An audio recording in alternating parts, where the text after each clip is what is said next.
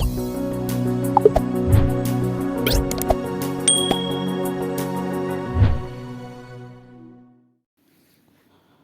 Evening दोस्तों, स्वागत करते हैं आपका हमारे यूट्यूब चैनल नर्सिंग हर्ट में। और आज हम वापस आपके लिए लेकर आए हैं बहुत ही इंपॉर्टेंट क्वेश्चंस की है क्लास। इस क्लास में हम डील करेंगे कम्युनिटी हेल्थ ऑफिसर एग्जाम में आने वाले कुछ इंपॉर्टेंट क्वेश्चंस। अगर चैनल पर पहली बार विजिट कर रहे हैं तो हमारे चैनल नर्सिंग हर्ट को सब्सक्राइब करें, लाइक करें और कमेंट करें। पिछली जो लास्ट अपने क्लास हो चुकी है 37 क्लास हैं, इससे पहले हमारी हो चुकी है। काफ़ी इंपॉर्टेंट क्वेश्चंस इन क्लासों में करवाए गए हैं। तो क्लास जितनी भी क्लासें हैं सारी की सारी क्लासें ज़रूर देखें, बहुत ही इंपॉर्टेंट क्वेश्चंस करवाए गए हैं सीएचओ एग्ज़ाम से रिलेटेड। और सीएचओ एग्ज़ाम में ऐसे ही डायरेक्ट क्वेश्चन पूछे जाते हैं जो हमारी क्लास में करवाए जा रहे हैं। तो क्लास को एंड तक ज़रूर देखें।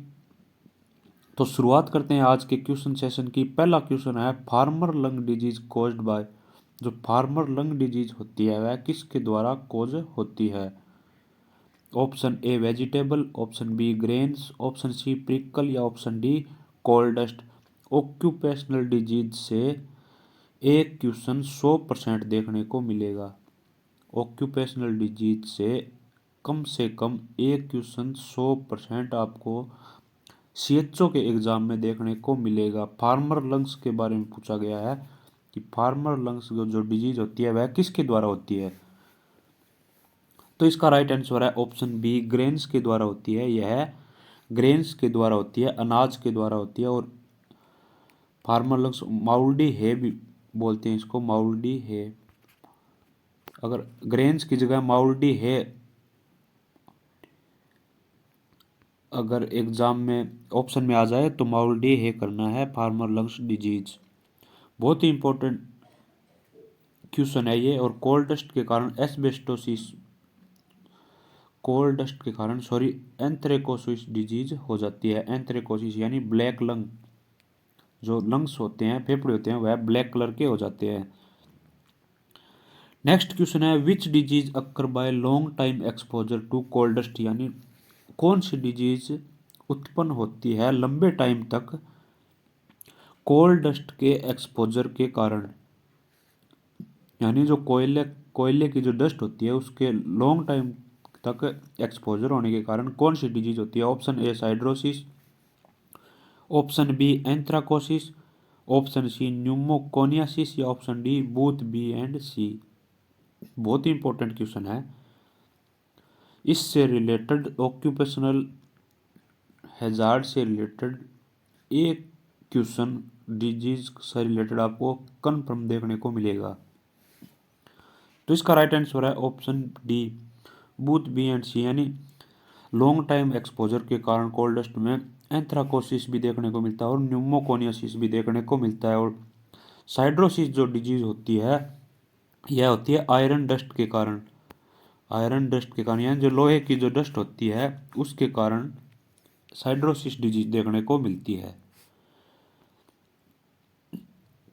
नेक्स्ट क्वेश्चन है, which of the following method is used in visual examination. Visual examination करने के लिए कौन से मेथड का यूज किया जाता है? Option A palpation, option B inspection, option C percussion या ऑप्शन डी अस्कल्टेशन।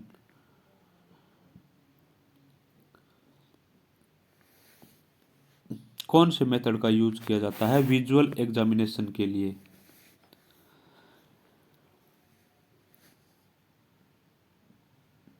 तो इसका राइट आंसर है ऑप्शन बी इंस्पेक्शन, यानी देखना। इंस्पेक्शन मतलब inspection method visual examination body का करते हैं तो उसको इंस्पेक्शन बोला जाता है। पैल्पेट यानी टच करके जो देखा जाता है, टच करके पैल्पेट करके देखा जाता है। और परक्यूशन यानी जैसे अपने नी चेक करते हैं, नी सेंसेस चेक करने के लिए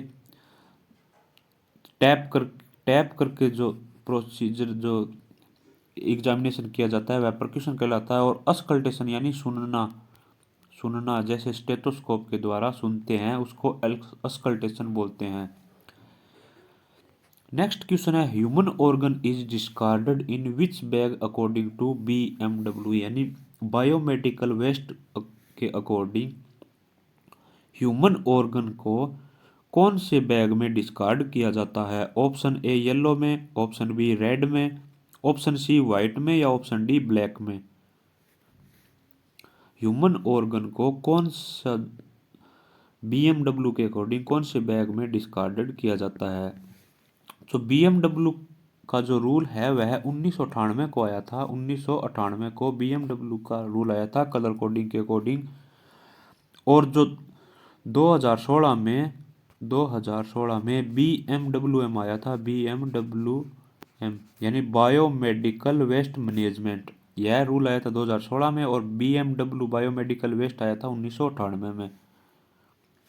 और इसके अकॉर्डिंग ह्यूमन ऑर्गन को कौन से में डिस्कार्ड करते हैं? तो इसका राइट आंसर है ऑप्शन ए येलो में ह्यूमन ऑर्गन को डिस्कार्ड किया जाता है। और रेड में जितने भी रबड़ आइटम है उनको डिस्कार्ड किया जाता है।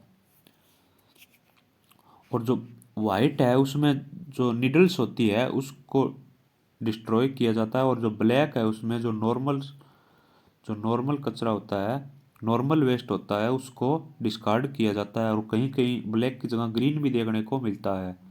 ग्रीन का भी यूज करते हैं कई हॉस्पिटल्स, और लगभग ज़्यादातर ब्लैक ही देखने को मिलता है। नेक्स्ट क्वेश्चन है minimum ANC visiting according to WHO, यानी डब्ल्यूएचओ के अकॉर्डिंग मिनिमम एएनसी यानी एंटीनेटल केयर विजिट कितने होने चाहिए? Minimum antenatal care visit according to world health organisation के अकॉर्डिंग कितने विजिट कम से कम होने चाहिए? Option A 5, option B 4, option C 3 या ऑप्शन डी 2।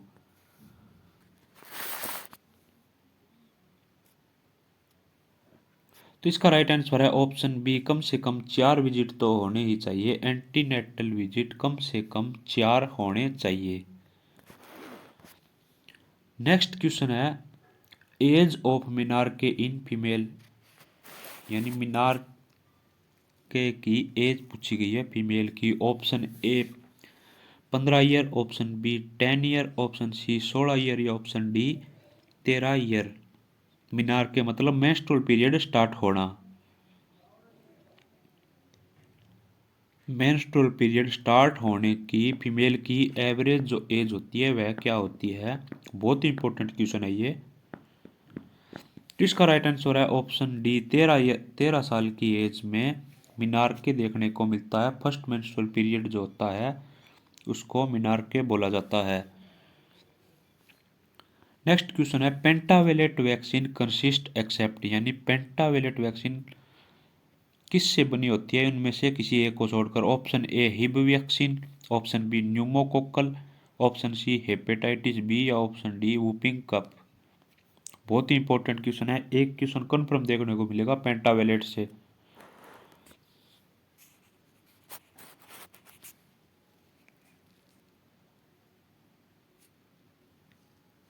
तो इसका राइट आंसर है ऑप्शन बी, न्यूमोकोकल जो वैक्सीन होती है वह पेंटावेलेट में देखने को नहीं मिलती है। पेंटावेलेट में कौन सी वैक्सीन देखने को मिलती है? 5 तो diphtheria, pertussis, tetanus, whooping cough को ही पर्टुसिस बोला जाता है।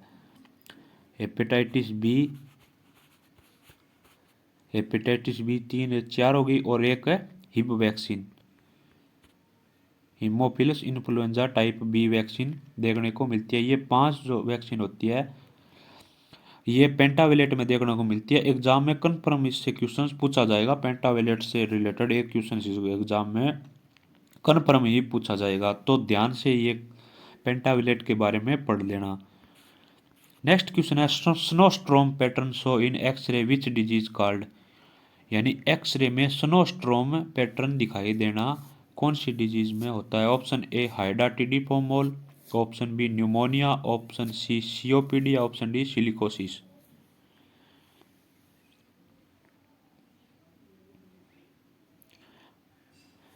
स्नोस्ट्रोम पैटर्न किस में देखने को मिलता है? इंपॉर्टेंट क्वेश्चन है। तो इसका राइट आंसर है ऑप्शन ए हाइडाटिडिफोम मोल में स्नोस्ट्रोम पैटर्न देखने को मिलता है जब एक्सरे करवाते हैं। तो फीमेल का जब एक्सरे करवाया जाता है प्रेगनेंसी में, तो अगर स्नोस्ट्रोम पैटर्न दिखाई देता है तो वह हाइडाटिडिफोम मोल की कंडीशन डेवलप होती है। नेक्स्ट क्वेश्चन है breast feeding week organised on, बहुत इंपॉर्टेंट क्वेश्चन है, मोस्ट इंपॉर्टेंट क्वेश्चन है ये। और यह क्वेश्चन 2 से 3 बार सीएचओ में पूछा गया है, 2 से 3 बार सीएचओ एग्जाम में पूछा गया है। और एमपी सीएचओ 2020 में भी एक आया था, और बिहार सीएचओ 2019 में, और पंजाब सीएचओ में यह क्वेश्चन आया था। ऑप्शन दे रखे हैं 7 डे सितंबर के 7 दिन, ऑप्शन बी 1 से 7 अगस्त, ऑप्शन सी 1 से 10 अगस्त, या ऑप्शन डी 1 से 10 सितंबर।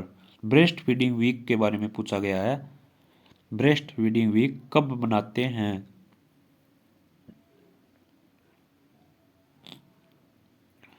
तो इसका राइट आंसर है ऑप्शन बी 1 से 10 अगस्त के बीच, 1 से 10 अगस्त के बीच ब्रेस्ट फीडिंग वीक मनाया जाता है।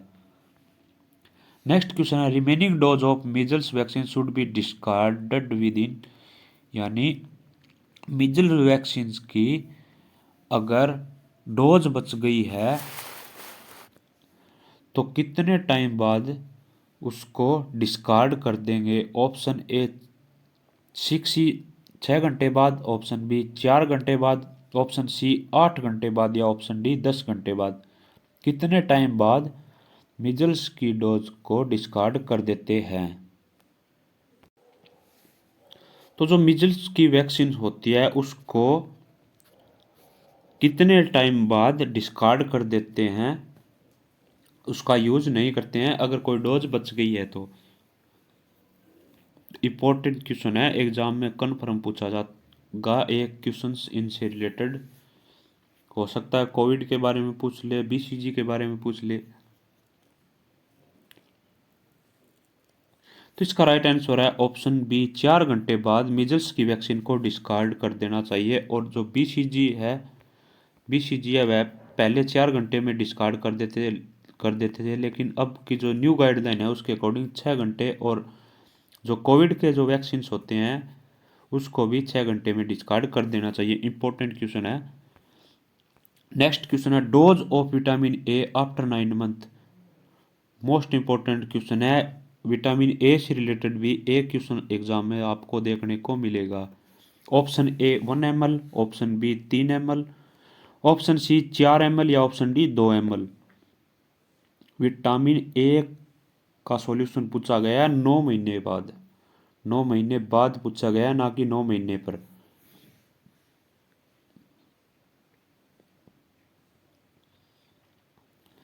कितनी डोज देते हैं विटामिन ए की 9 महीने के बाद?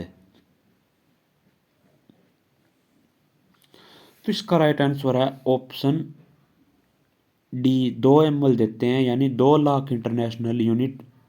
ऐसे भी पूछा जा सकता है कि कितनी यूनिट देते हैं, तो 2 लाख इंटरनेशनल यूनिट या 2 ml। और एट जो 9 मंथ होता है उस पर 1 ml या 1 लाख इंटरनेशनल यूनिट दी जाती है। और कौन से, यह क्वेश्चन भी पूछा जाता है कि कौन सी वैक्सीन के साथ जो मिजल्स का वैक्सीन होता है उसके साथ यह विटामिन ए की डोज, पहली डोज दी जाती है 9 मंथ पे। और हर 6 महीने में 9 मंथ के बाद हर 6 महीने में 2 लाख इंटरनेशनल यूनिट डोज दी जाती है एक बच्चे को 5 साल तक। नेक्स्ट क्वेश्चन है smallest bone in human body, human body में स्मॉलेस्ट बोन कौन सी है? Option A incus, option B malleus, option C scapula, या option D stapes. Important question है। स्मॉलेस्ट बोन पूछा गया है ह्यूमन बॉडी का, तो इसका राइट आंसर है ऑप्शन डी स्टेपिस। जो बोन होती है जो कि ईयर में पाई जाती है, ईयर में जो स्टेपिस बोन पाई जाती है वह सबसे छोटी बोन होती है ह्यूमन बॉडी की। और सबसे बड़ी बोन के बारे में पूछे तो फीमर जो होती है वह सबसे बड़ी बोन होती है, लॉन्गेस्ट बोन होती है कौन सी? फीमर। और स्मॉलेस्ट बोन होती है ईयर में जो पाई जाती है स्टेपिस। नेक्स्ट क्वेश्चन है which layer present in uterus, uterus में इनमें से कौन सी लेयर प्रेजेंट होती है? Option A endometrium, option B myometrium, option C endocardium, या ऑप्शन डी पेरिकार्डियम।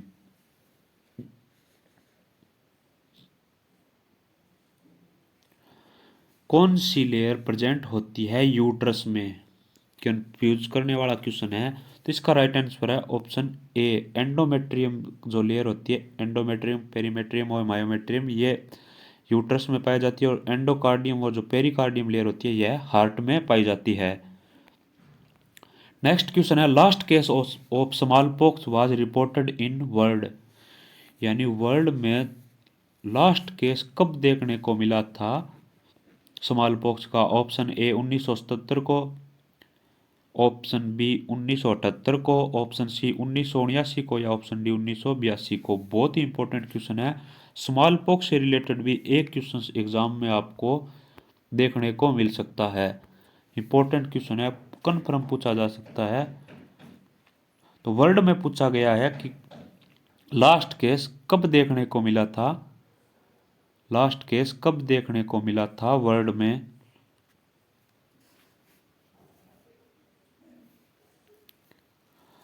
तो इसका राइट आंसर है ऑप्शन ए 1977 को वर्ल्ड में लास्ट केस देखने को मिला था।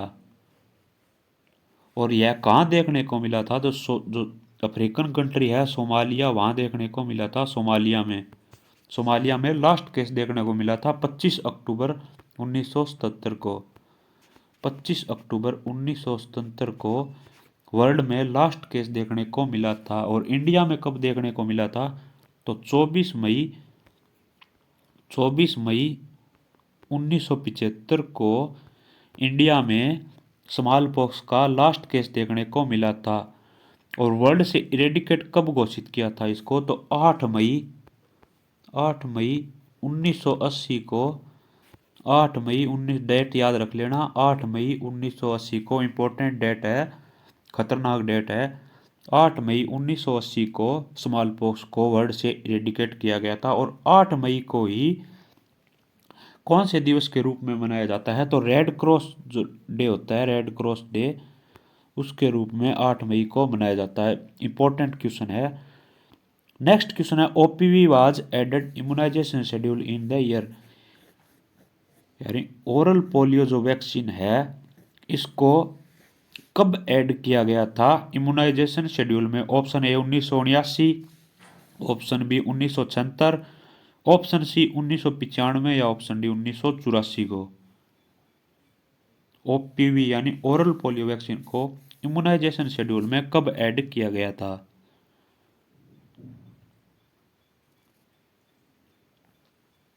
तो इसका राइट आंसर है ऑप्शन ए 1979 को ओरल पोलियो वैक्सीन को इम्यूनाइजेशन शेड्यूल में ऐड किया गया था। बहुत ही इंपॉर्टेंट क्वेश्चन है ये, बहुत ही इंपॉर्टेंट क्वेश्चन है। ओपीवी को कब ऐड किया गया था, 1979 को ओरल पोलियो वैक्सीन को इम्यूनाइजेशन शेड्यूल में ऐड किया गया था। नेक्स्ट क्वेश्चन है, chronic renal failure cause all of except, यानी क्रोनिक रीनल फेलियर सारे कोज करते हैं किसी एक को छोड़कर। ऑप्शन ए हाइपरटेंशन के कारण भी क्रोनिक रीनल फेलियर होता है, या हाइपरकैलेमिया के कारण, या ऑप्शन सी हाइपोकैल्सीमिया, या ऑप्शन डी हाइपरकैल्सीमिया। यानी सारे के सारे कोज है क्रोनिक रीनल फेलियर के किसी एक को छोड़कर। एक्सेप्ट का क्वेश्चन है, और एक्सेप्ट के क्वेश्चन ही एग्जाम में फंसाते हैं। तो इसका राइट आंसर है ऑप्शन डी, हाइपरकैल्सीमिया के कारण क्रोनिक रीनल फेलियर नहीं होता है, लेकिन हाइपरटेंशन, हाइपरकैलेमिया और हाइपोकैल्सीमिया के कारण क्रोनिक रीनल फेलियर देखने को मिलता है। नेक्स्ट क्वेश्चन है, the test that is most specific for myocardial damage, यानी मायोकार्डियल डैमेज को स्पेसिफाई करने के लिए, डायग्नोज करने के लिए कौन सा टेस्ट किया, मोस्ट स्पेसिफिक टेस्ट है मायोकार्डियल डैमेज को डायग्नोज करने के लिए। Option A CKMB, option B myoglobin, option C troponin first, या ऑप्शन डी सीके। टेस्ट पूछा गया है मोस्ट स्पेसिफिक मायोकार्डियल डैमेज, या हार्ट को डैमेज, मायोकार्डियल जो लेयर होती है हार्ट की उसको डैमेज करने के, डायग्नोज करने के लिए कौन सा टेस्ट किया जाता है। तो इसका राइट आंसर है ऑप्शन सी ट्रोपोनिन जो फर्स्ट होता है के द्वारा मायोकार्डियल डैमेज का पता लगाया जाता है। नेक्स्ट क्वेश्चन है warm dry pink skin is seen in, यानी वार्म ड्राई पिंक स्किन किस में देखने को मिलती है या कौन से शॉक में देखने को मिलती है? Option A neurogenic shock, option B cardiogenic shock, option C hypovolemic shock या ऑप्शन डी एनाफाइलेटिक शॉक। कौन से शॉक में वार्म ड्राई पिंक स्किन देखने को मिलती है?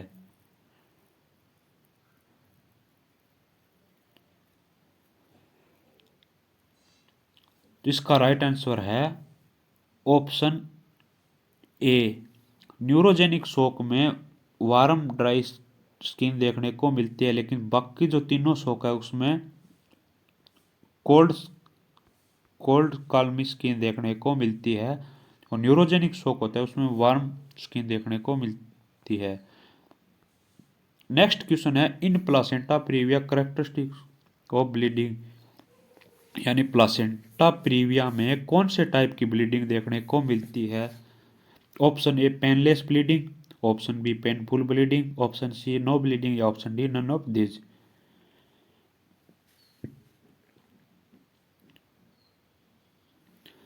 प्लासेंटा प्रीविया में कौन सी टाइप की ब्लीडिंग देखने को मिलती है? तो इसका राइट आंसर है option A painless vaginal bleeding देखने को मिलती है। Painless vaginal bleeding placenta previa में देखने को मिलती है। नेक्स्ट क्वेश्चन है when was NRHM launched in India, NRHM India में कब लॉन्च किया गया? ऑप्शन ए 12 अप्रैल 2008 को, ऑप्शन बी 12 अप्रैल 2005 को, ऑप्शन सी 8 अप्रैल 2005 को या ऑप्शन डी 8 अप्रैल 2008 को। बहुत ही इंपॉर्टेंट क्वेश्चन है, एग्जाम में 99% पूछने के चांस है, और लास्ट जो राजस्थान का सीएचओ का एग्जाम हुआ था उसमें भी यह क्वेश्चन आया था, लेकिन उसमें डेट नहीं पूछी गई थी, सिर्फ ईयर पूछा गया था।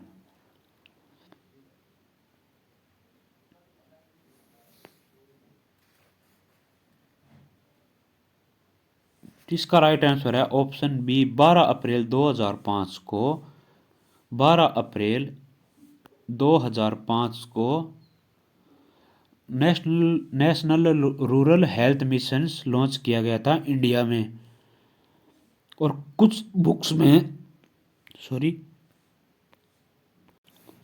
कुछ बुक में यह 7 अप्रैल भी दिया है, 7 अप्रैल 2005 को भी दिया है, और कुछ बुक्स में 5 अप्रैल 2005 भी दिया गया है।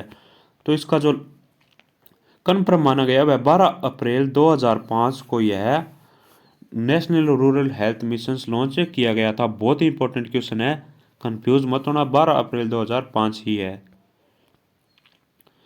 नेक्स्ट क्वेश्चन है absence of sperm in semen, यानी स्पर्म का एब्सेंस होना सीमन में क्या कहलाता है? Option A asthenozoospermia, option B aspermia, option C azoospermia या option D polyspermia. Important question है, एक क्वेश्चन इस टाइप का एग्जाम में पूछा जा सकता है।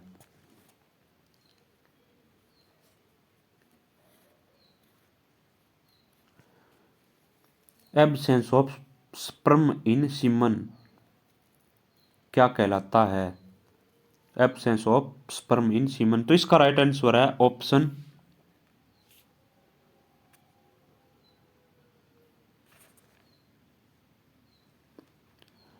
इसका राइट आंसर है ऑप्शन सी एजोस्पर्मिया कहलाता है।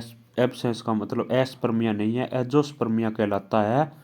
स्पर्म का सीमन में एब्सेंट होना एजोस्पर्मिया कहलाता है। और जो एस्पर्मिया होता है, एस्पर्मिया यह कंप्लीट लैक ऑफ सीमन होता है इजेकुलेशन के दौरान। इजेकुलेशन के दौरान कंप्लीट यानी बिल्कुल ही नहीं आता है सीमन, कंप्लीट सीमन ही एब्सेंट होता है इजेकुलेशन के दौरान, इसको एस्पर्मिया बोला जाता है। और एस तीनों जो स्पर्मिया क्या कहलाता है? तो जो स्पर्म की मोटिलिटी है वह रिड्यूस हो जाती है। मोटिलिटी, स्पर्म की मोटिलिटी यानी मूवमेंट रिड्यूस हो जाती है। स्पर्म की मोटिलिटी रिड्यूस हो जाती है एस्थेनोजोस्पर्मिया में। और जो पॉलीस्पर्मिया है इसकी काउंट 250 मिलियन पर ml से ज़्यादा हो जाती है। 250 मिलियन 250 मिलियन पर ml से ज़्यादा हो जाती है काउंटिंग इसकी। पॉलीस्पर्मिया के बारे में बता रहा हूँ। पॉलीस्पर्मिया में 250 ml से ज़्यादा हो जाती है। और ओलिगोस्पर्मिया एक टर्म होती है, उसमें 15 मिलियन से कम हो जाती है। ओलिगोस्पर्मिया में 15 मिलियन से कम हो जाती है इसकी काउंटिंग। 15 मिलियन से स्पर्म काउंट कम हो जाता है तो उसको ओलिगोस्पर्मिया, और 250 मिलियन से ज़्यादा हो जाते हैं उसको पॉलीस्पर्मिया बोला जाता है। नेक्स्ट क्वेश्चन है, which enzyme act during penetration of ovum by sperm. यानी कौन सा एंजाइम एक्ट करता है ओवम का स्पर्म में पेनिट्रेशन होने के दौरान। यानी स्पर्म और ओवम आपस में टकराते हैं या पेनिट्रेट करते हैं, एक दूसरे के अंदर घुसते हैं, तो उसके दौरान कौन सा एंजाइम एक्ट करता है। Option A hyaluronidase enzyme, option B rennin, option C DTH या ऑप्शन डी टेस्टोस्टेरोन। बहुत ही इंपॉर्टेंट क्वेश्चन है ये। हाइयालुरोनिडेज एंजाइम जो होता है वह एक्ट करता है पेनिट्रेशन के दौरान। ओवम और स्पर्म जब पेनिट्रेट होते हैं तो कौन सा एंजाइम काम करता है, तो हाइयालुरोनिडेज जो एंजाइम होता है वह एक्ट करता है।